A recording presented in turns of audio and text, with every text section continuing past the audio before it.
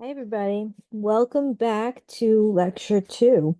Today we're going to cover a little bit of descriptive statistics. We're going to look at the stem and leaf plot, and we're going to classify data, and we're going to look at shapes of distributions. So what I'm showing you right now is a stem and leaf plot. It's also called a stem and leaf display sometimes. Recall from last lecture, when we organize and summarize data, we create descriptive statistics. Graphs provide a visual presentation of data. The graph at the right is an example of descriptive statistics. This graph is called a stem and leaf plot, also called a stem and leaf display. A graph is built from a data set, which is a collection of values. Here, the data is a set of 31 numbers that are organized by stem and leaf.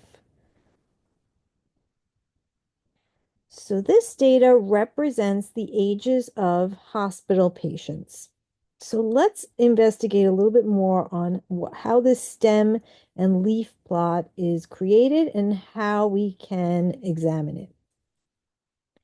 So we are going to start by reading a complete stem and leaf plot before we build one ourselves.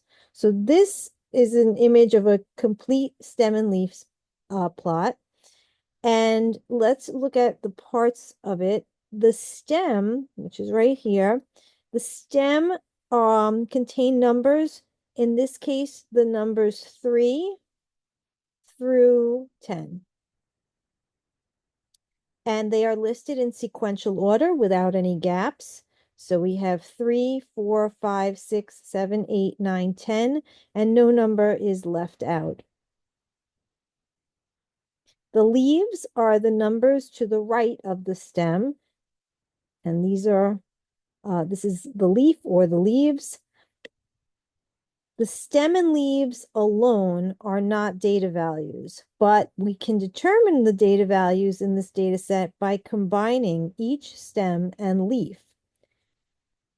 So when I say combine, I mean we're going to take a stem, which is the first one that we see is stem 3, and we take a leaf and we combine them, and we have the number 33. So the first data value in this data set is 33, and it is the smallest too. It's the smallest data value. 3 is the stem, and 3 is the leaf. The next data value we see in this data set is 4 combined with 2, and that's 42. The next data value we see is 4 combined with 9, and that's 49. And then there's another 49, 4 combined with 9 again. That's another 49. So far, we have data values of 33, 42, 49, and 49. That's from the first 2 rows. If we continue in this way, we're going to see 31 values in this data set, and these are the ages of the hospital patients. So let's try this now. So let's recreate the ones that we already have, 33, 42, 49, and 49. Okay, coming from here, 33, 42, 49, and 49. And let's keep going. The next one is 53, then 55, then 55.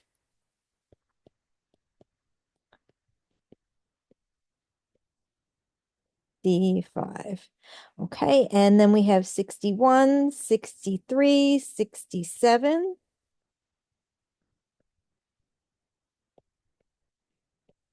68, 68. Oops, sorry.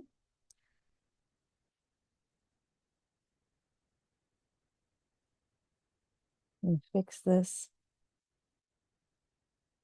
68, 68, 69, 69.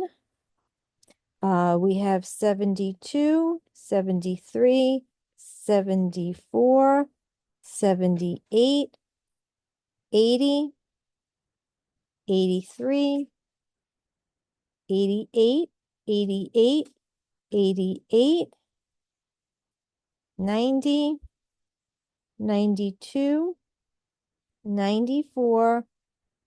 There's four 94s because there are four fours here. Then we have a 96 and a 100. The nature of the stem and leaf display or the stem and leaf plot is that it increases in value, in numerical value, starting at the top and going all the way down to the bottom. So the lowest value is the 33 at the top, and the highest value is the 100 at the bottom. And these numbers increase as you move along the stem from top to bottom. If we count how many we have, we're going to see that we have 31. So 1, 2, 3, 4, 5, 6, 7, 8, 9, 10, 11, 12, 13, 14, 15, 16, 17, 18, 19, 20, 21, 22, 23, 24, 25, 26, 27, 28, 29, 30, 31. Okay. So that's how we can interpret a stem and leaf plot that's already been provided to us. But let's also look at how we create one from scratch. Okay. Before I do that, I want to make this point. Imagine that the stem and leaf plot had no leaves in the row for a stem of 8. Okay. So if that's the case, you're not going to have any values, any data values in the 80s. You're going to jump from 78 to 90 and have nothing in the 80s. So just beware that when you see an empty row, um, it doesn't mean you have anything. You don't have an 80, you don't have anything in the 80s. So you're going to jump from 78 to 90. Okay, so this is what the data would look like in that case. Okay, but let's go back to the original example. So this is our complete stem and leaf plot, and that's how we interpret what the values are. So now I'm going to build a stem and leaf plot from scratch using a set of raw data values.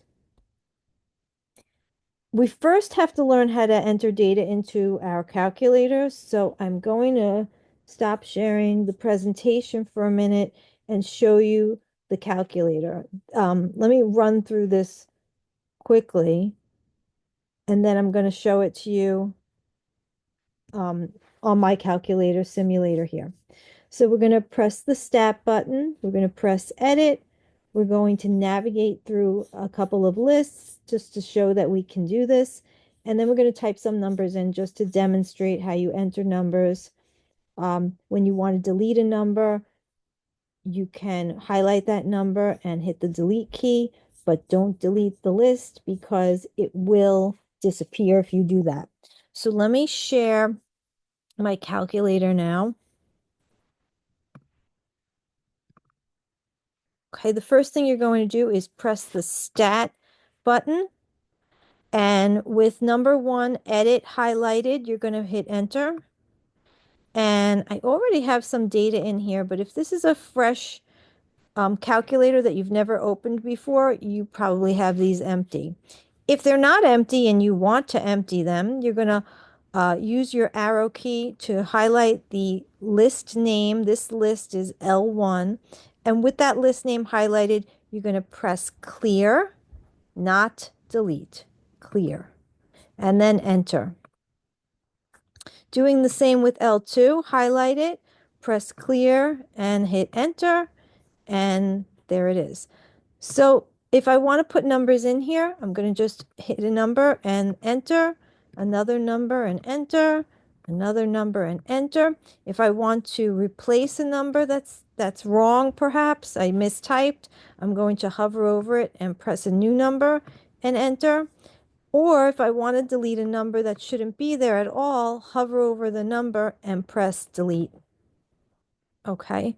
And you could wrap around going up to the top of the list name and pressing up again. It's going to bring you to the bottom. And if you're at the bottom and you press down, it's going to bring you to the top. That's an easy way to navigate these lists if they get really large. So going back to the presentation,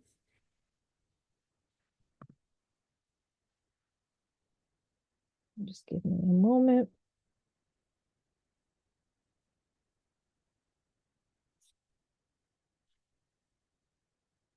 Okay, going back to this presentation, let's take a look at some raw data that we can enter into our calculator and build a stem and leaf display for. We're going to look at cholesterol levels, specifically the non-HDL cholesterol levels. That's the bad cholesterol for 50 men. Non-HDL cholesterol is the bad cholesterol. It's an indicator of heart disease. And we have 50 values here, and we're going to put them into our calculator list. So I'm going to keep this on the screen while I put the data into my list. And I wonder if maybe I should just share it with you as I'm putting it in. You could pause the video now if you want and put these number into a calculator, or you can follow along with me while I put it in my calculator. Okay, so I'm going to start by putting it in L1. So I'm going to clear what's in L1 and I'm going to enter these numbers.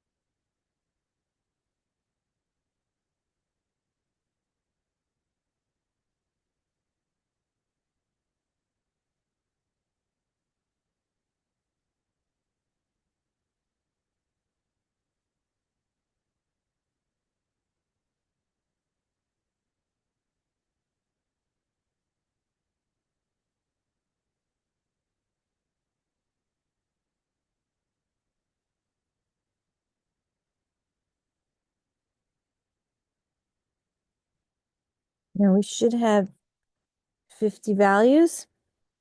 And if you notice at the bottom of the calculator screen, it says L150 equals 148. So that 50 means it's the 50th value. And the very underneath it, we're blank. That would be the 51st value if we have more numbers.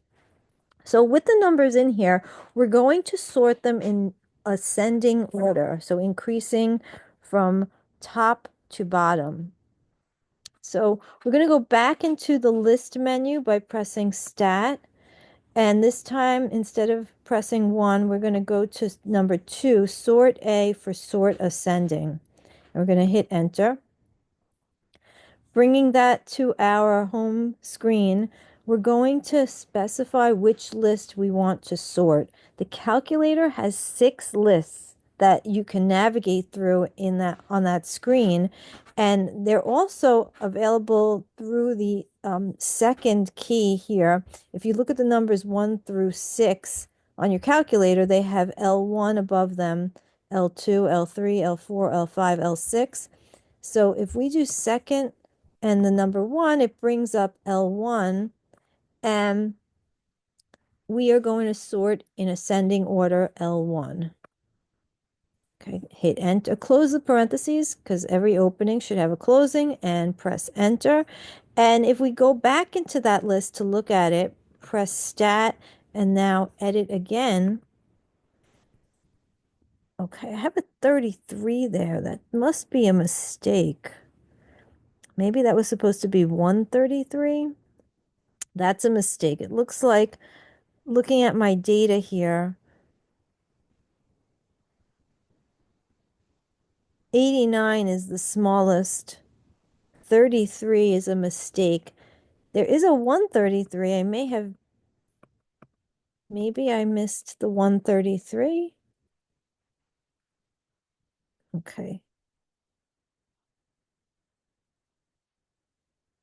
There are two 133s, and I see I have only one here. So that value at the top, that must be 133, and I must have made a mistake. So I'm going to just type in 133 here, enter. And now I need to resort this one more time. So sort ascending, and then second L1, close the parentheses, enter. And let's look at this now.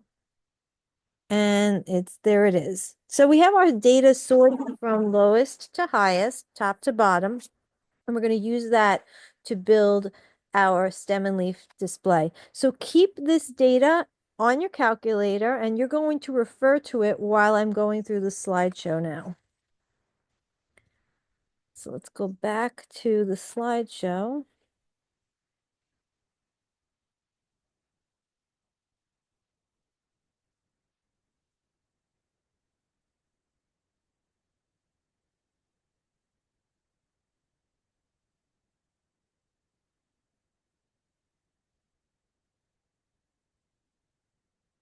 Take a look at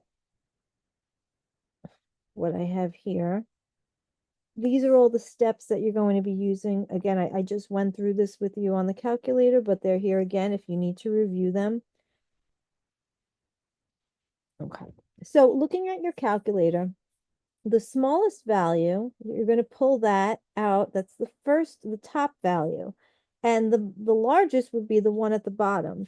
So looking at the very top of your calculator screen, you should see the 89 at the top, and you should see 185 at the bottom. Okay, so I'm just going to do that also and just confirm that that is what I have on my calculator. Yes, it is. Okay.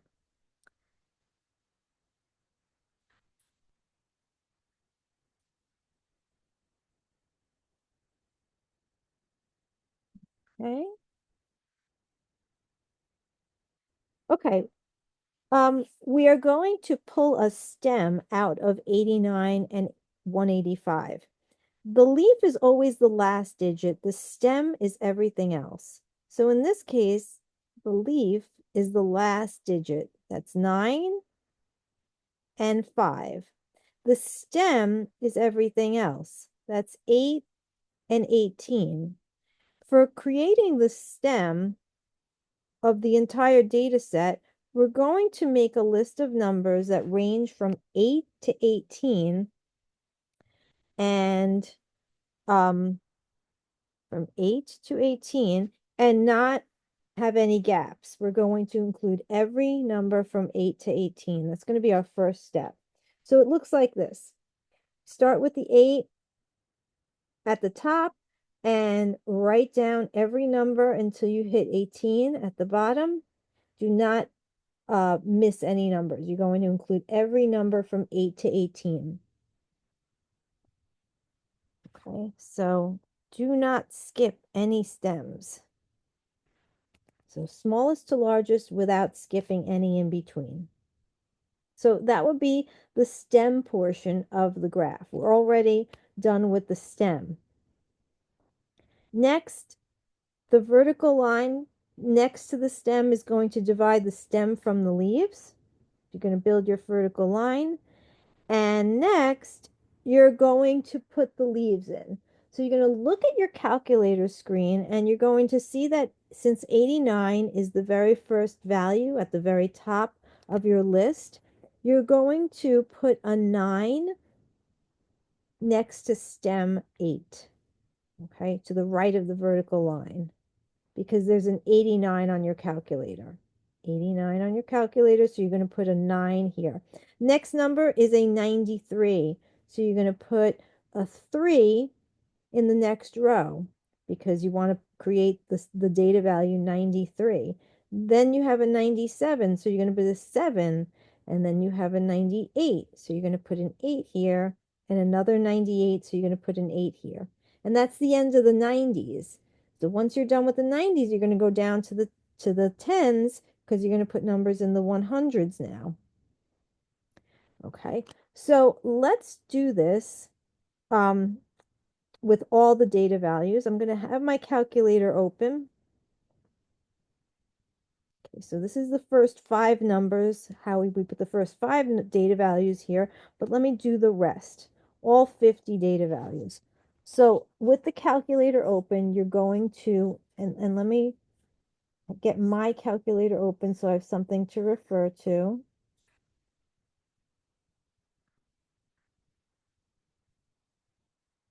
Okay, I'm not going to share my calculator screen because I can't share it and the stem and leaf display at the same time. So you have your calculator open on the side, please, while we're building.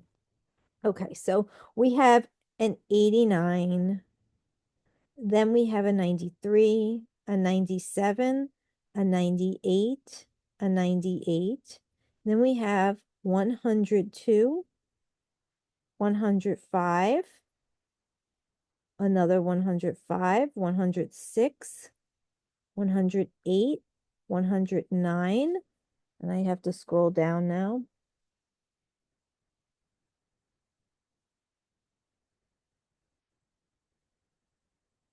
So there's a second 109, and then we jump into the teens. 115, 116, 116, 117, 117, 118, 118, 119, and then we jump into the 120s.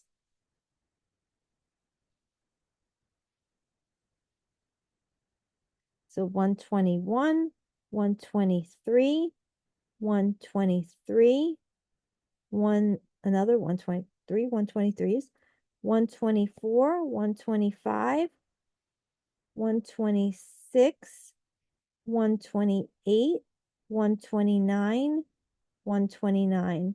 Okay, notice how I'm trying to keep the leaves in line with one another. So I've got a nice line of leaves.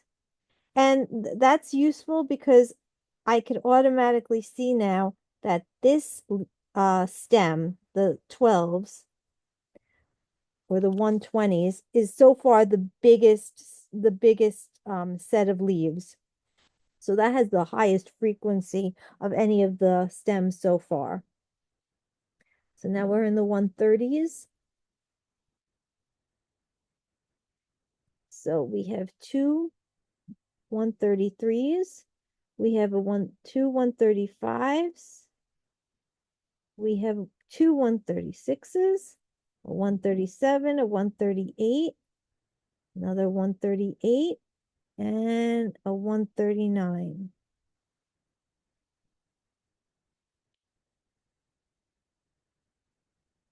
I'm just going to run through that and make sure that I've caught everything. Okay, then we have the 140s, 142, 145, 147, 148, 148, 149. Then in the 150s, 155, 155. Oh, no, sorry. 155 and then a 158.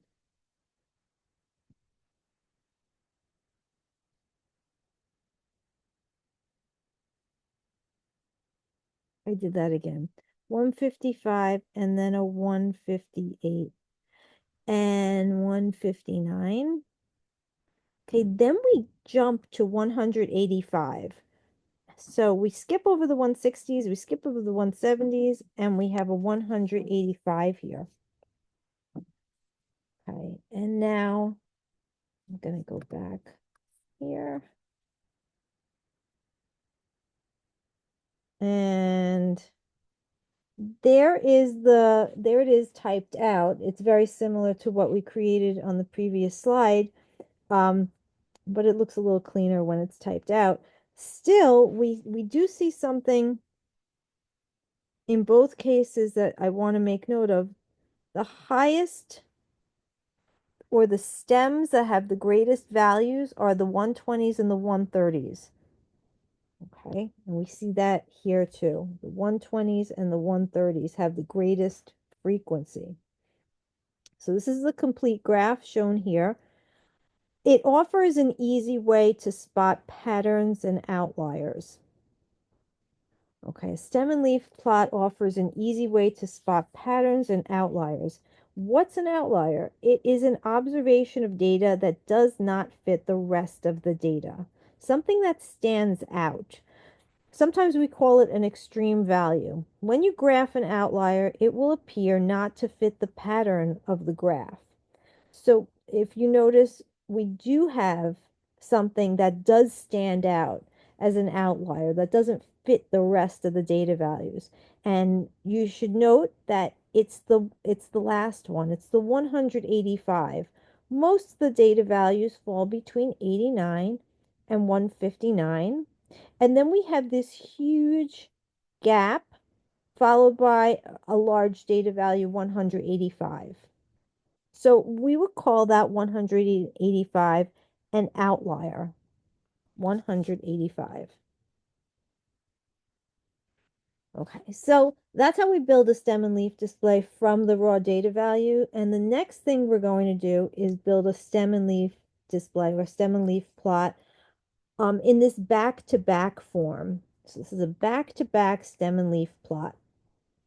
Notice that we have a single stem in the center, and then we have leaves on the left and leaves on the right. We can use a back-to-back stem and leaf plot to compare two data sets on the same graph.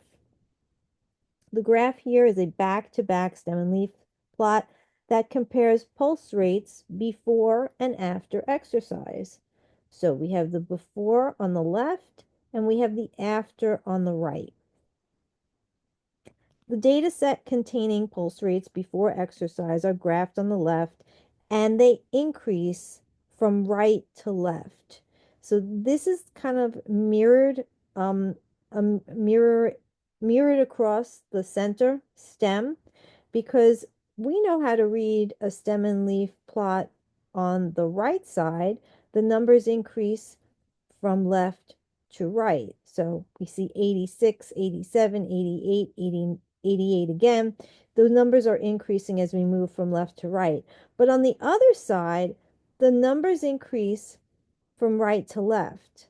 68 followed by 68, followed by 69, 68 again, 69. So they're increasing as we move out from right to left. Same with the 70s. 70, 71, 71, 74, 76, 76, 78. So we increase as we move right to left, whereas with the plot on the right, we increase as we move left to right.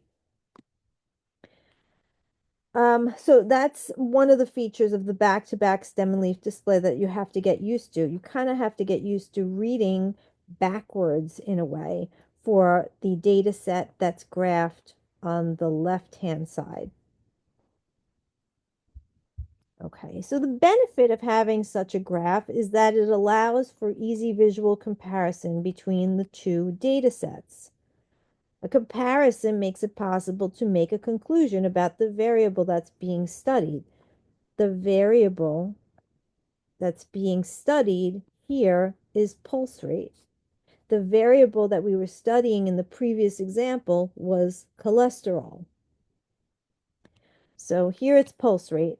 We can conclude by looking at this before and after stem and leaf plot. Look at pulse rates before, look at pulse rates after, and we could make a conclusion that after exercising, pulse rates increase. Okay, and that's one of the features that we can do with a back-to-back stem and leaf plot. When you make a conclusion like that, you're using inferential statistics. Inferential statistics uses data, which is presented here, to make some kind of conclusion. Okay, so the conclusion that we're making here is pulse rates increase after exercise. So let's build our own back-to-back stem and leaf plot. And we're going to maintain the first data set as the cholesterol levels we entered into our calculator in L1 earlier. But now we're going to put a second data set of cholesterol levels into L2. And we're going to make a back-to-back stem and leaf plot off of this set as the second data set. So I'm going to, you can either pause the video now and put it in your calculator in L2, or you can watch me put it in my calculator here.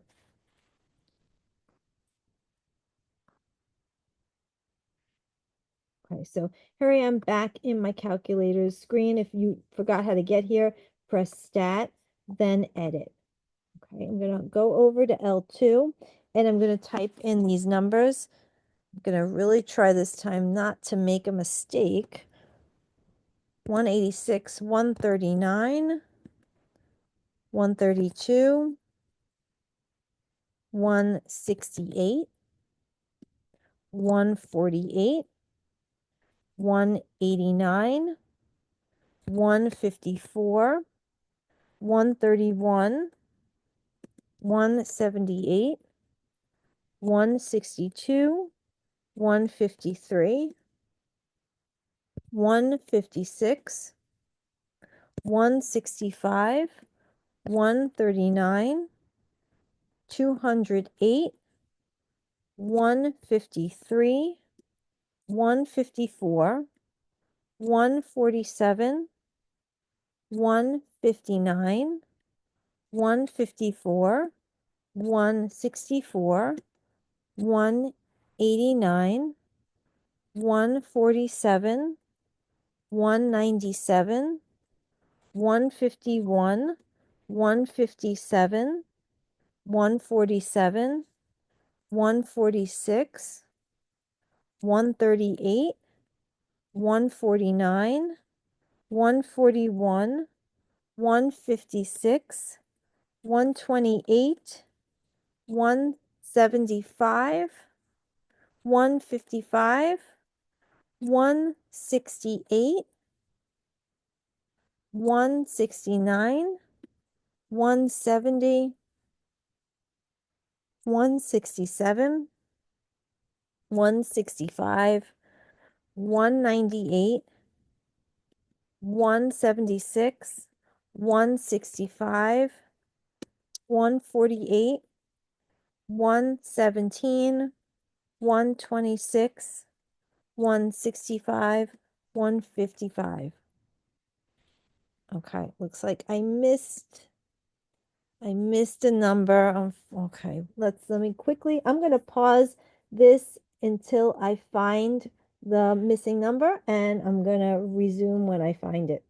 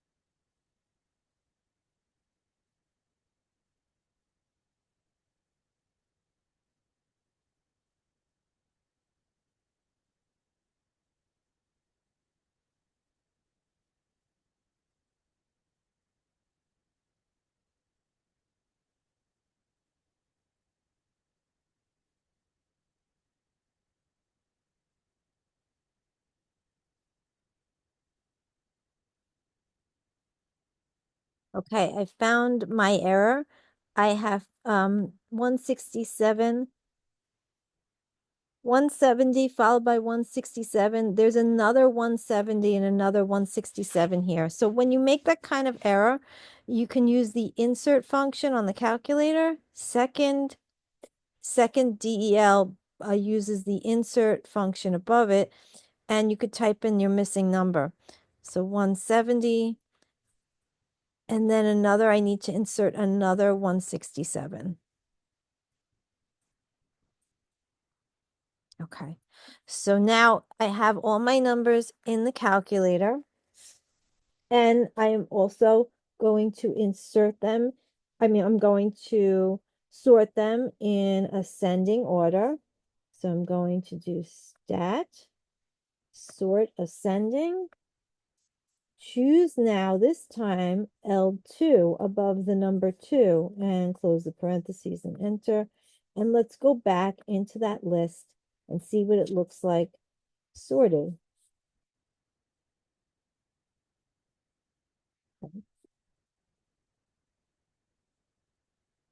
So we're going to have this ready, have the calculator list ready and available, and we're going to be building the back-to-back stem and leaf plot based on L1 on one side and L2 on the other.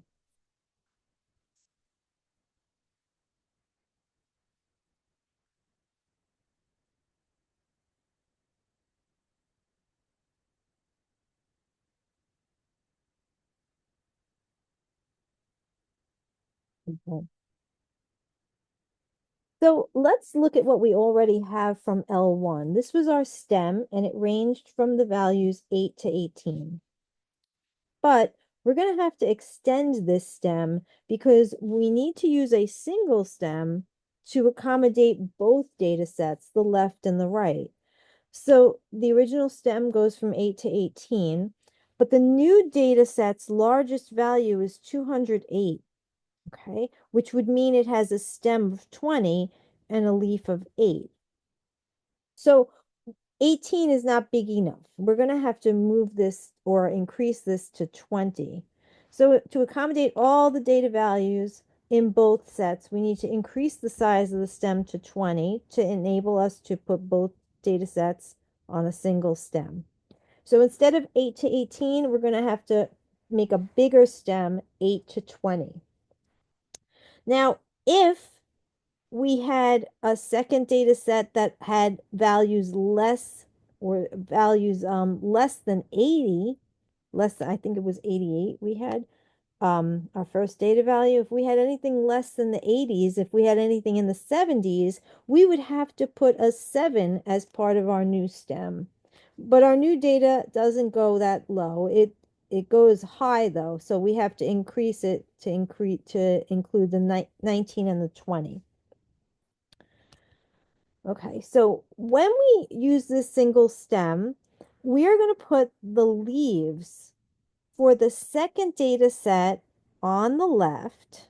So we're going to put the leaves for the second data set on this side and the leaves for the first data set on this side. And that's just, I'm just choosing that.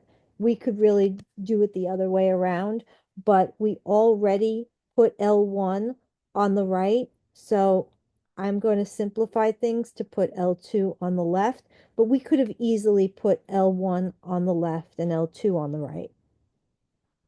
Okay, so we are going to try to do this now.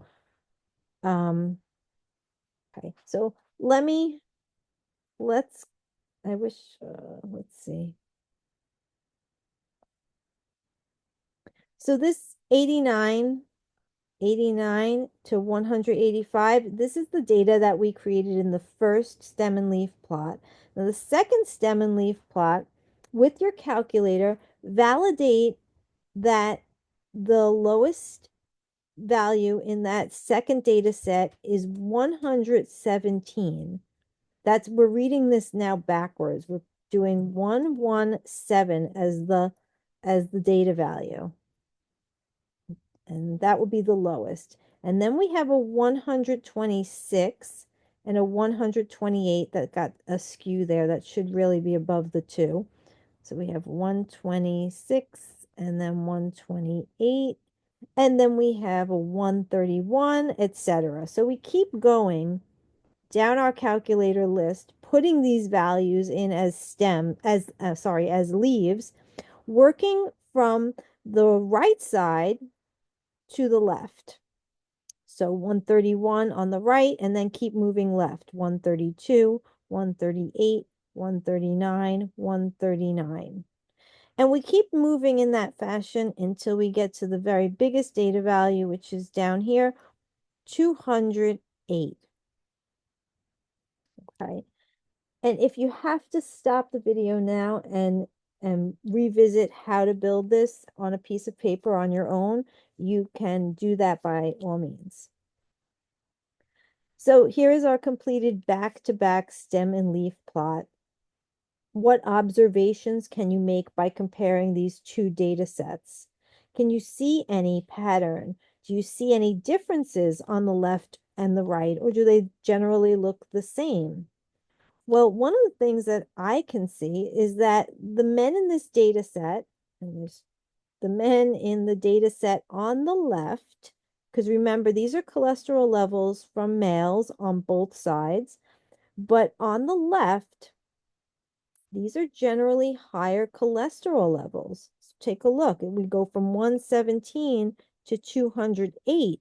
Those are higher values than the 89 to the 185.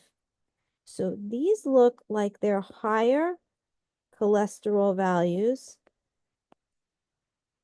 than these on this side. These are the lower cholesterol values.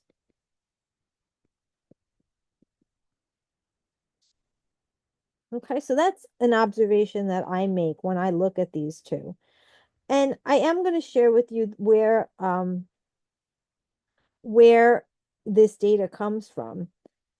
The data sets used in this example are based on data collected in a study on cholesterol levels in 2013.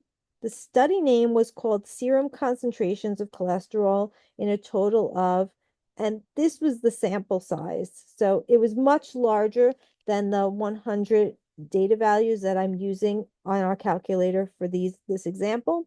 But we have 1,694 meat eaters, fish eaters, vegetarians, and vegans. And the vegan diet, males on the vegan diet had a non-HDL, that's the bad cholesterol level of 126.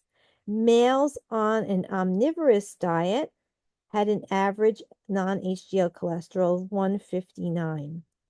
So that's the inspiration of these values. Put this back. Sorry. Okay. So these numbers are inspired by the vegan diet, and these were the omnivorous diet.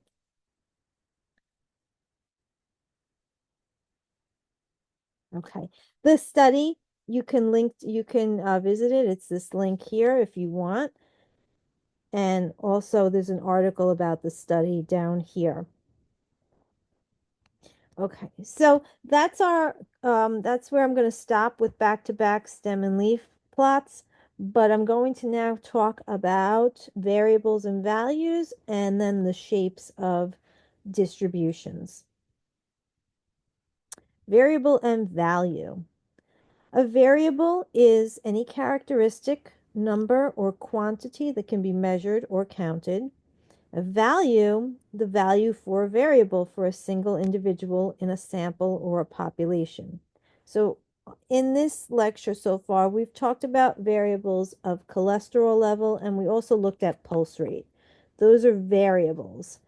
A value could be a cholesterol level of 126 or a pulse rate of 90. Those are the values. Those are the numerical values for the variables. Here's some more examples. Variable blood type. And a specific value for that variable could be A. Variable pain scale.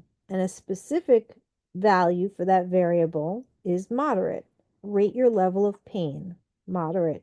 Moderate, high, low, that would be the value. Variable, body temperature, value 98.6. Variable, non-HDL cholesterol, value 150. Variable, duration of a hospital stay, and the value 10 days. Okay, so these are examples of variables and values in a healthcare context, but we have this in all areas of statistics. So let's look at categorical and numerical data.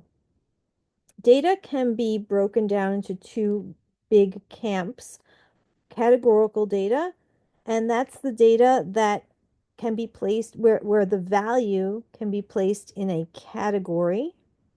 For example, blood type. You could put your blood type in categories: A positive, B positive, etc. Gender can be placed in categories. Pain scale can be placed in categories. The result of a COVID-19 test, positive or negative, that's a category. Smoking status, smoker or non-smoker, that's a category. So we call that categorical data. Numerical data are more numerical. These values have a number associated with them. That's the result of counting or measuring. Height, if we can measure height, we could measure weight. These are numerical data values. We can count the number of infections in a hospital unit. That's a numerical data value. We can count the number of side effects a person has from a new drug. That's numerical data. So numerical data can be broken down even further. Sometimes we have numerical data that's discrete. Discrete data is the result of counting. So here are the examples from the previous slide that fit the category of discrete, or fit the classification of discrete. The number of infections in a hospital unit, and the other example I had here was the number of side effects. These would be the discrete types of data. And other examples here: number of hospital visits and duration in days of a hospital stay. How many days have you stayed at the hospital? How many visitors came to see you? How many side effects did you have? How many infections do we count in a hospital unit? All discrete data. Numerical data, um, I'm sorry, that's not correct. It's not numerical data. It is continuous. I'm sorry, the word is incorrect. I have to fix this in the slideshow. This should say continuous. Okay, continuous data. Continuous data is the result of measuring. For example, height, you measure your height. Weight is measured. Blood pressure is measured. Cholesterol is measured. So these are examples of continuous variables, continuous data. We're going to do a small problem here where we're going to classify data as either categorical or numerical. If it's numerical, we're going to decide if it's discrete or continuous. So remember, categorical is the data that fits into categories. Numerical are the data that have numbers associated with it. Discrete are the countable numbers, and continuous are the data that's measured. Okay, so number of teeth a person has. This is, oh, we're going to do, oh, I'm sorry. We're going to look at all of them at once.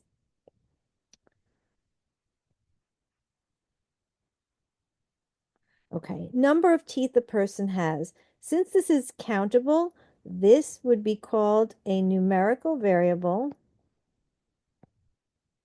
And of the two numerical types, continuous or discrete, this is discrete because it's countable. Gender, not numerical. This is categorical. Oxygen saturation is a measurement, so this is numerical and continuous. Presence of skin cancer, yes or no? Is there skin cancer present? Yes or no? That's not numerical, that is categorical. Number of pregnancies, that's a count, so it is numerical and discrete. Blood glucose level is measured, that is numerical and continuous. Heart rate is um, continuous.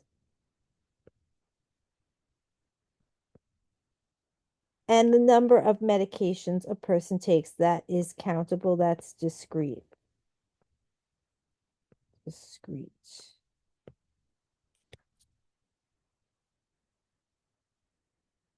Okay. So here are those answers.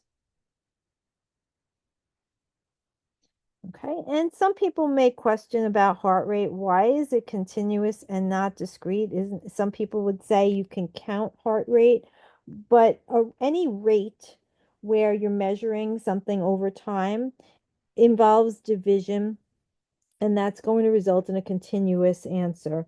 So, for example, beats per second, or I'm sorry, beats per minute, you would maybe you would measure this over 5 minutes, and then you would get a certain number of beats, and you would divide it by 5, and that's going to give you a number that likely will involve a decimal point, and that's going to be considered continuous data.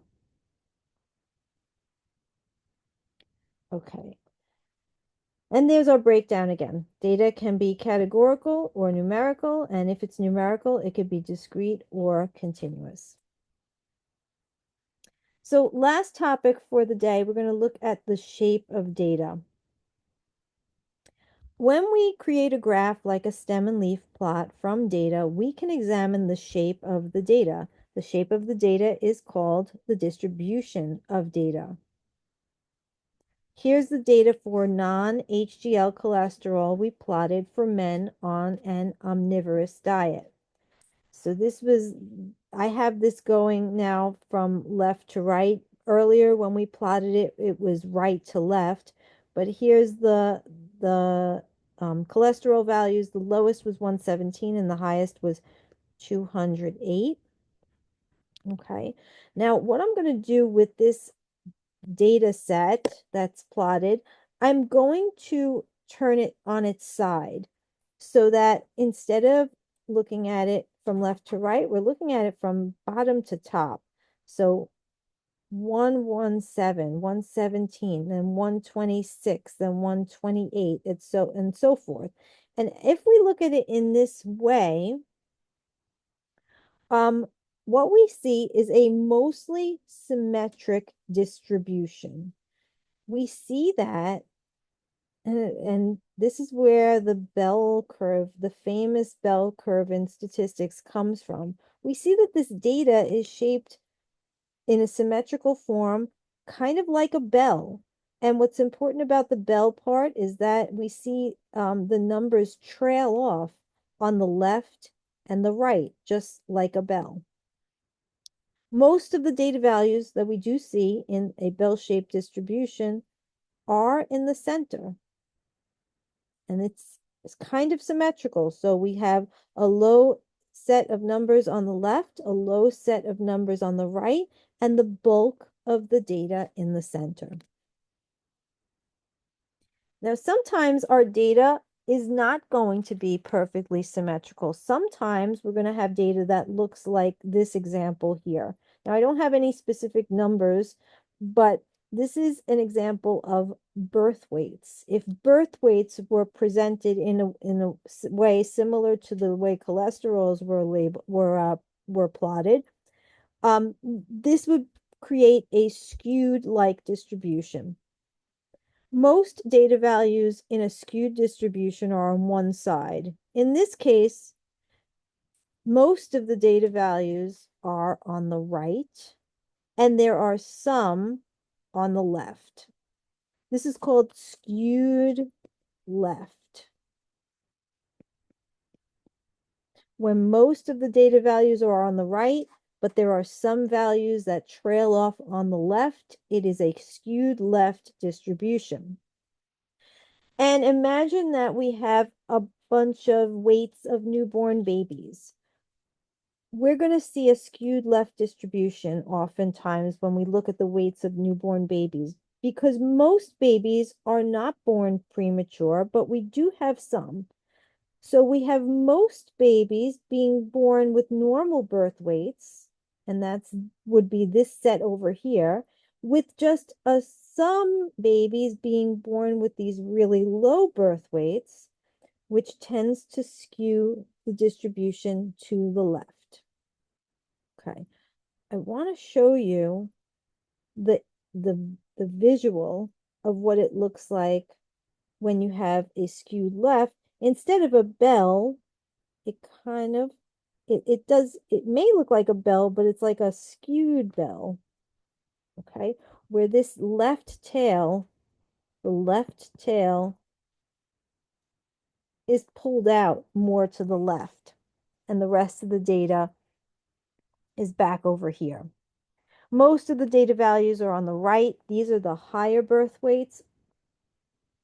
Most of the data values are there. A few are on the left. Those are the low birth weights, because more frequently babies are born with normal birth weights, but occasionally we do have a premature birth.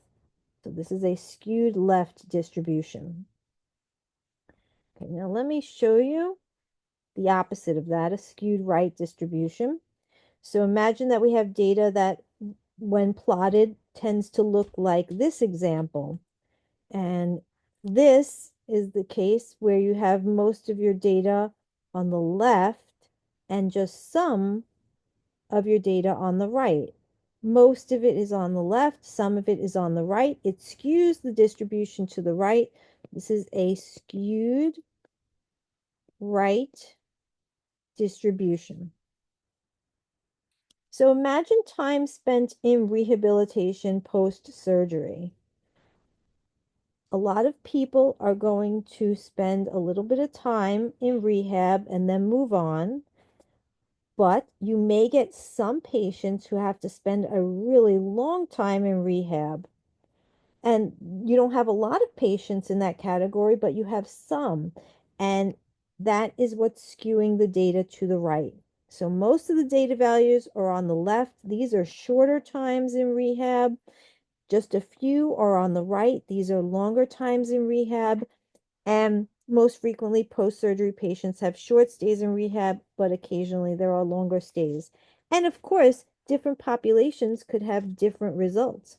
There could be some surgeries or some procedures where perhaps rehabilitation looks more skewed left, where most of the people have to spend a long time in rehab and just a few can finish it quickly. So it could change based on the type of circumstance. So if we look at what this graph would look like, what a skewed right distribution looks like, again, it starts off looking like a bell, but then you could see there's this long tail on the right side. The right tail is being dragged out, and that's what creates that skewed right look.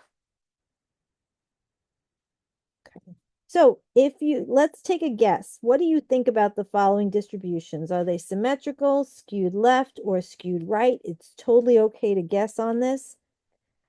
Blood pressure in a healthy population, recovery after surgery, cost of medical treatments, age of retirement in the medical profession, IQ scores in the general population, number of doctor visits per year, resting pulse rates, length of stay in the ICU.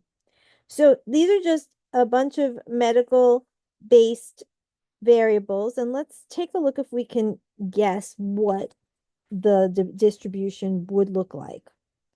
Blood pressure in a healthy population. Well, in the healthy population, we're going to see blood pressures that tend to be symmetrical. Okay. Um, we're going to see some people with low blood pressures, some people with high blood pressures, and most people with blood pressures somewhere in the middle. And that's just the nature of the variable. The other symmetrical distributions that we see here, IQ scores in the general population. We're going to see some people with very low scores, some people with very high scores, with most people in the middle. So let's just remember what a distribution that is bell-shaped but symmetrical looks like. And resting pulse rates is another variable that is symmetrical for the general population. Most people have pulse rates that are in the middle, and some people have very low resting pulse rates, and some people have very high resting pulse rates. Okay. So the symmetrical example are blood pressure, IQ scores, and pulse rates. And you could read these examples again if you want.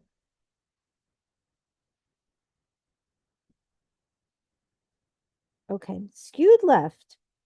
Recovery after surgery is skewed left. Age of retirement is skewed left.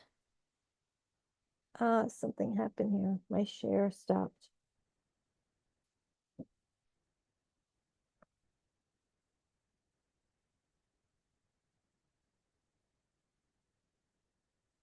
Um, Bear with me for a second here. Okay, there we go. Recovery after surgery is skewed left. Age of retirement is skewed left.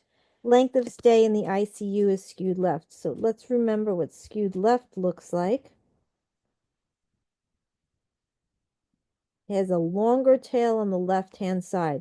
The bulk of the data values are on the right, but some of the data values are on the left, and it pulls the distribution out to the left. Recovery after surgery is skewed left because most patients will take a long time to recover, but a few may recover very quickly. So this distribution is skewed left. Now, this is not easy to interpret because it could very well be a skewed right distribution for some types of surgery, or it could be a symmetrical distribution for some types of surgery.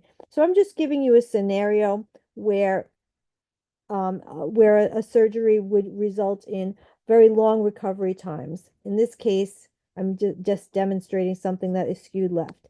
I'm not going to ask you to determine this if you don't have the data to really examine it. So these are just hypothetical situations.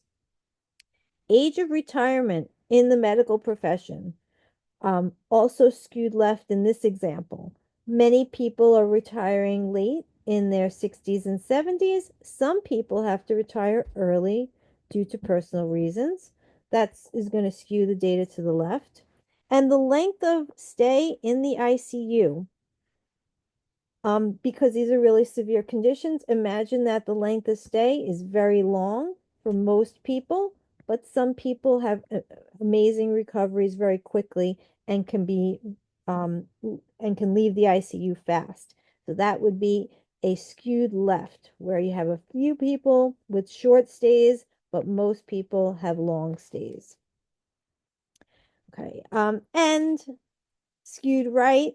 Let's look at cost of medical treatments and number of doctor visits per year. So skewed right, where the bulk of the data is on the right. Sorry, left. Bulk of the data is on the left, and a few data values are on the right. Cost of medical treatments. So most people have medical treatments that are fall on this side. So lower cost range, but there are rare circumstances where a medical treatment can be very, very costly. And that's not too common, but that's here on the upper right. So this is skewed to the right. Also, number of doctor visits per year.